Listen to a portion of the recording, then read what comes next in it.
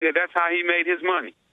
And that sparked my interest. I went from being a total novice within 5 months to being, a player in the drug business, making, $1,000 a day.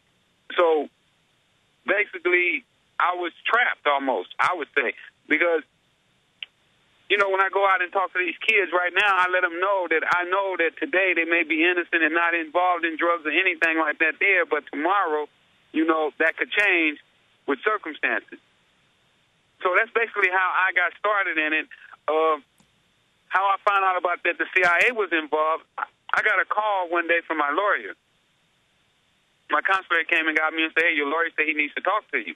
So when I called my lawyer back, it was he was telling me about Gary. He didn't tell me Gary's name, but he said some reporter is investigating your informant, and he said that this guy's a major player. I said, well, hell, I already knew he's a major player. That's where I used to get all my drugs from. So I didn't know how major he was, though. I didn't know that he had the ties that he had. I thought that we were just basically, work in Los Angeles. I didn't know that, he had spots up in San Francisco, Oklahoma, New Orleans. He was basically working the whole country.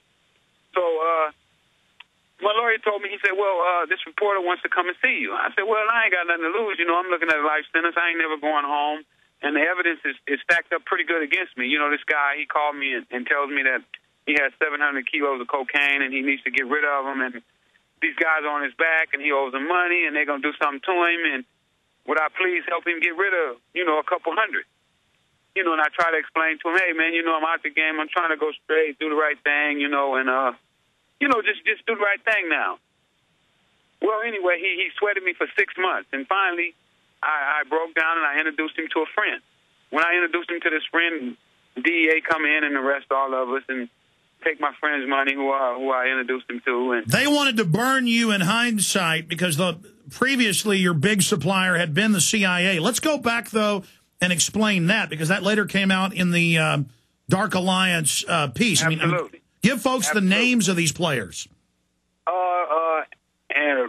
Norman Nessus, Danilo Blandon. Danilo Blandon is the guy that I dealt with hand-to-hand. I saw him every single day, 2 or 3 times a day. Norman Nessus, I never remember seeing him, but Danilo testified on the witness stand that we had been in buildings a couple times together. Because, when I was young. I wasn't really paying attention to who was who, whose name was what. I didn't even care about the Contras. They were using you as the main front. Continue.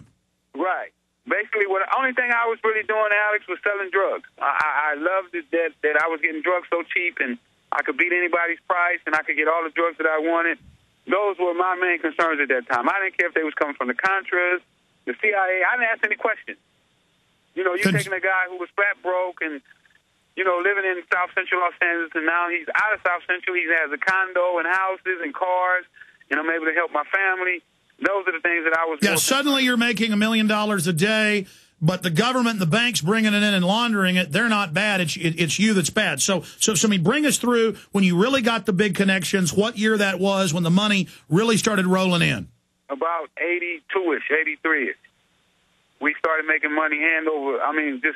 I started making so much money that money didn't even matter anymore. It wasn't about the money. It got to the point where I was just doing it for the rush. I had more money than I thought I could ever spend. I just bought whatever I wanted. And how I found out about the CIA for the first time was when Gary Webb's paper, because Gary didn't let it out. Gary didn't tell me what the story was. He wanted to make sure that we weren't to the same guy, that my guy who set me up was his guy. And the next thing I know, after my trial, Gary basically questioned Blandon for us. He interrogated Blandon through my attorney. And this is the San Jose Mercury News Pulitzer Prize winning author. Right. And what we did when we were going to trial, Gary sat right on the first row, and whenever my lawyer would need a question, he would always walk back to Gary and ask me, what should I ask him? And then Gary would give him names and times and dates and all this stuff, and we couldn't believe where all this information was coming from. So Gary made the informant say stuff like Reagan them gave him $18 million to buy medical supplies, and they took it and bought drugs. Things of that nature came out in his testimony. So it turns out that Blandone and others were working for the CIA. Absolutely. They're what they call CIA operatives. They're not CIA agents, but they were operatives, meaning that they're on the CIA payroll, but, you know, they don't have green cards, so that they can't officially be CIA agents. And then later, people like Barry Seal, who were operatives, they end up killing them. Absolutely. We're not sure if Blandon's still alive. We don't know where he's at right now. Go through some more of what came out in the trial and what came out in Dark Alliance. I mean, they really wanted to get Webb, and I talked to his friends and others who said that there were people breaking in his house, everything else, and then suddenly all these operatives came out and said, we were liars, nobody ever broke in his house, even though I had all these friends that had talked to Gary Webb. I'd interviewed Gary Webb. I'd talked to Webb about threats he was getting. He's got a new book coming out, totally proving even more. I was going to get him on, and then he shoots himself twice in the head with a shotgun. Well, you know, even not just there, but even in the courtroom they harassed Gary. You know, the DEA, the prosecutor, all of them told Gary that they were going to get him. You know, they didn't want him inside the courtroom. Oh, really? Tell us about that as a witness in the court.